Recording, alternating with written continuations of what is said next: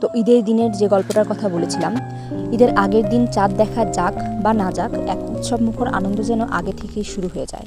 ছোটদের মাঝে তখন ঈদ নিয়ে নানান জল্পনা কল্পনা, উত্তেজনা আর অপেক্ষার শেষ থাকে না। অবশেষে সেই কাঙ্ক্ষিত দিন, ঈদের সকাল। ঈদের দিন সকালটা বড়দের জন্য শুরু হয় অনেক আগেই। ঘরে ঘরে নানান পদের রান্না, এক বিশাল ব্যস্ততা। মানুষ বেশি হয়, গোসলের জন্য লাইন, আর সেই লাইন পেরিয়ে গোসল সেরে নতুন জামা পরে সবাই তৈরি। এদিকে ঘরের মেয়ে বউরাও রান্নার তোড়জোড় সামলে সবাইকে খাইয়ে দাইয়ে নিজেরাও প্রস্তুত হয়। আমাদের গ্রামের একটা সুন্দর বিশেষত্ব হচ্ছে, এখানে ছেলেদের পাশাপাশি মেয়েদেরও নামাজের ব্যবস্থা থাকে। এরপর ছোট বড় ছেলে মেয়ে তরুণ বৃদ্ধ সকলেই একসাথে নামাজের মাঠের উদ্দেশ্যে রওনা হয়।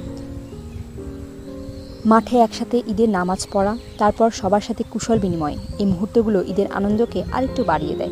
নামাজ শেষে বাড়ি ফিরে আবার শুরু হয় খাওয়া দাওয়ার পর্ব। এরপর আসে এক শান্ত ক্লান্ত দুপুর, গল্পগুজব, আড্ডা আর নিজের মতো সময় কাটানো চলে। বিকেলের দিকে গ্রামের মধ্যেই এদিক সেদিক কিছু ঘোরাঘুরি চলে, কখনো নদীর ধারে যাওয়া, কখনো আশেপাশে বেড়ানো। যদিও এবার নদীতে কোনো পানি ছিল না, তবুও আনন্দের কোনো কমতি থাকে না।